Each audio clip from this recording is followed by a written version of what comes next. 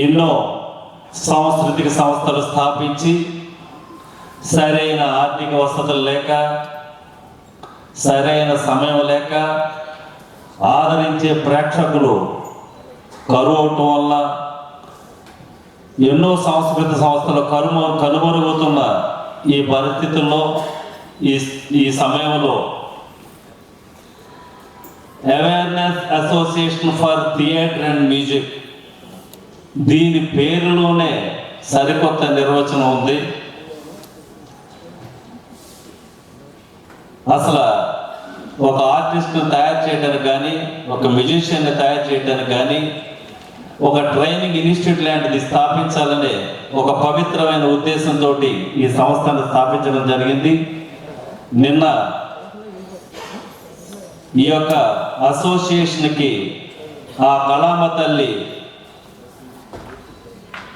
బిడ్డగా నిన్న అవతరించి నిన్న సాయంత్రం ఒక 2 పౌరాణిక నాటకాలు ప్రదర్శించి, రెండవ రోజు ఈ రోజు కూడా ఇప్పటి వరకు మనం హరిశ్చంద్ర వారణాసి ఘట్టాన్ని తిలకించాం. తర్వాత మా మిత్రుడు సోదరుడు వారు కూడా రాయబారం నుంచి సెంట్రల్ సీన్ పద్యాలు పాడారు. దీని తరువాత భక్త కుచేల రామాచారి గారి బృందం. ఎందువల్లంటే మన తెలంగాణ రాష్ట్రం ఏర్పడిన తర్వాత ఉమ్మడి రాష్ట్రంగా ఉన్నప్పుడు కళాకారులు వచ్చి ప్రదర్శనలు ఇవ్వడం కూడా జరిగింది. అందరికీ ఒక అపోహ, పౌరాణిక నాటకంలో ప్రదర్శనలు ఇవ్వటానికి కానీ ప్రదర్శించే పరిస్థితి కానీ ఇప్పుడు మన ప్రక్క రాష్ట్రమైన ఆంధ్రప్రదేశ్లో ఎక్కువ అవకాశాలు ఉన్నాయని అందరూ అనుకున్నారు, అపోహపడ్డారు.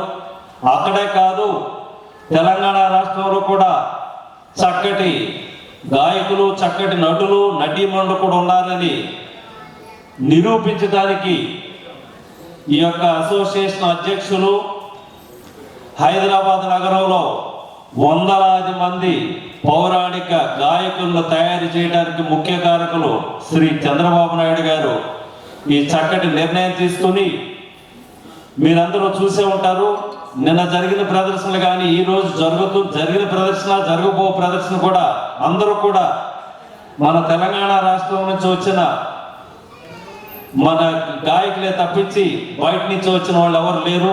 ఇది కూడా మనం ఎందువల్లంటే ఇప్పటికే రాష్ట్ర ప్రభుత్వానికి విన్నవించుకోవడం జరిగింది. ఇక్కడ కూడా ఇప్పుడు రాయలు గారు నేను అదే మాట్లాడుతున్నాం, పోటీ నాటకాల కంటే కూడా ప్రదర్శనలు జిల్లాకి ప్రతి జిల్లాలో కూడా 1-2 అసోసియేషన్లు సెలెక్ట్ చేసి వారి ద్వారా ప్రదర్శనలు ఇచ్చి, అలా ఒక నాటకం సెలెక్ట్ అయినట్టయితే దాన్ని ప్రతి జిల్లాలో ప్రదర్శించి, ఎందువలంటే ఈరోజు ఒక నాటకం తయారు చేయడానికి మేము 2 లక్షల నుంచి 3 లక్షలు ఖర్చు అవుతుంది. నంది నాటకాల్లో ఒక నాటకం తయారు చేసి 60 నాటకాలు వస్తే 10 నాటకాలు సెలెక్ట్ చేస్తారు. ఆ 50 నాటకాలలో కూడా 1-2 లక్షల రూపాయలు ఖర్చు పెట్టి ఆ ఖర్చు వాళ్ళు ఏ విధంగా తీర్చుకోవాలో తెలియక నానా ఇబ్బందులు పడి 97 నాటకాల నుంచి లాస్ట్ ఇయర్ 40 నాటకాలకు వచ్చింది. ఇంకో 2-3 సంవత్సరాలు అయితే పోటీ నాటకానికి ఇస్తానికి భయపడే పరిస్థితి వస్తుంది. ఆ పరిస్థితి కాకుండా తెలంగాణ రాష్ట్రంలో తప్పకుండా ప్రతి తయారైన ప్రతి సంస్థకు కూడా ఒక నాటకం ఇవ్వాలి అని చెప్పి రమణాచారి గారి ద్వారా అందరూ రిక్వెస్ట్ చేయడం జరిగింది. తొందరలోనే నిర్ణయం కూడా తీసుకోవడం జరుగుతుంది. మనకు కూడా తెలంగాణ రాష్ట్రం కూడా పౌరాణిక నాటకాలకి ఏమీ లోటు లేదు, చక్కగా ధీటైన శైలిలో ప్రదర్శించగలుగుతారు అది నిరూపించడానికి మనకి అతి దగ్గరలోనే అవకాశం కలుగుతుంది. అదేవిధంగా ఈరోజు ఈ కార్యక్రమానికి విచ్చేసిన ప్రేక్షక మహాశయులందరికీ నా హృదయపూర్వక పాదాభివందనాలు, కళాభివందనాలు. అదేవిధంగా వేదికను అలంకరించిన పెద్దలు, ముఖ్యులు సుమన్ గారు గురించి మనం ఎంతసేపు చెప్పినా సరిపోదు. ఎందువల్లంటే వారు మొట్టమొదట చలనచిత్ర పరిశ్రమకి పరిచయం అయినప్పుడు సుమన్ గారి సినిమా చూడాలంటే యువకులందరూ ఆయన మంచి కరాటే ఫైటర్, బాగుంటుంది, కిక్స్ బాగుంటాయని చెప్పి ఒక ఉద్దేశంతో ఉండేవారు. ఆయన దాని నుండి ఎంత గొప్ప విషయం అంటే మీ అందరికీ తెలుసు, చలనచిత్ర పరిశ్రమలో ఒక మైలురాయి అన్నమయ్యతో ప్రారంభమైంది. అన్నమయ్యలో ప్రతి ప్రేక్షకుడు కూడా ఇన్వాల్వ్ అయి చూసినట్టయితే సుమన్ గారిని ఎక్కడ చూసినా సరే మన వెంకటేశ్వర గుడిలోకి వెళ్ళి మనం పెద్ద తిరుపతిలో ఆ విగ్రహాన్ని మనం కళ్ళారా చూస్తుంటే ఎటువంటి స్ఫూర్తి కలుగుతో సుమన్ గారిని కూడా చూస్తుంటే అదే పరిస్థితి కలిగింది. తర్వాత రాముడు, మేమందరం, నేను రాముడుగా ఒక 500 నాటకాలు వేసుకుంటాను. నేను రాముడు కూడా చాలా చక్కగా నాకు లవకుశుల నాటకం ఎన్టీ రామారావు గారి సినిమాలో లవకుశుల సినిమాలో ఆ లవకుశుడు చిన్న పిల్లలు ఎట్లా చేశారో రాముడు చూస్తే నాకు ఆవేదన కనపడింది. ఆ మధ్య నేను రజనీకాంత్ గారి సినిమా చూసా, దాంట్లో సుమన్ గారు విన్నాం. నిజంగా నేను ఒక ఆర్టిస్ట్ని, ఆయన ఒక ఆర్టిస్ట్ అయినా సరే బాధపడ్డాను, ఎందుకు సుమన్ గారు ఈ వేషం ఒప్పుకోకుండా ఉండవలసిందే. కానీ ఆ వేషం చాలా గొప్పగా చేశారు ఆయన, విల్ల వేషం. కానీ నాకు అనిపించింది ఈయన రాముడు గారు వెంకటేశ్వర గారిని చూస్తే సంతృప్తి అనిపించింది, కానీ విలన్గా చూస్తే బాధ అనిపించింది. కానీ వృత్తిరీత్యా ఏ వేషం అని చేయగలగానే చేసే దమ్ము ఆయనకుంది. వారు ఈరోజు ముఖ్య అతిథిగా రావటం మన అందరి అదృష్టం. మనం వారి యొక్క అనుభవాన్ని మన ఈ అసోసియేషన్ తరఫున మన ఈరోజు ఒక పుస్తకం కూడా రిలీజ్ అవుతుంది. వారి చేతుల మీద జరగడం గొప్ప విషయం కనుక మనం చెప్పుకుంటూ పోతే చాలా ఉంటుంది. వేదిక మీద పెద్దలందరూ చాలా మంది ఉన్నారు. వారి పేర్లు పూర్తిగా చదివి సమయం దీని కాకుండా ఇప్పుడు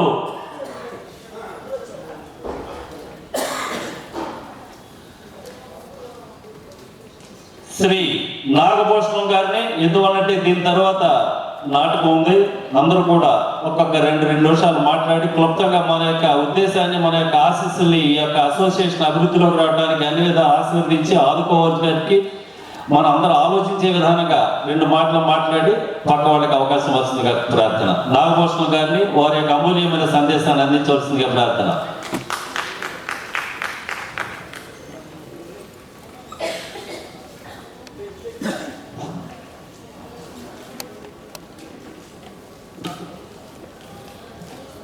ఈ రోజు మన స్పెషల్ గెస్ట్ ఇప్పుడే విచ్చేసిన శ్రీ మామిడి హరికృష్ణ గారు, director, Telangana state official language and culture. వారికి స్వాగతం, సుస్వాగతం. వారిని వేదికపైకి రావాల్సిందిగా ఆహ్వానిస్తున్నాను. గట్టిగా చెప్పండి. వారికి పుష్పమాల అందవలసిందిగా లలితను కోరుతున్నాను.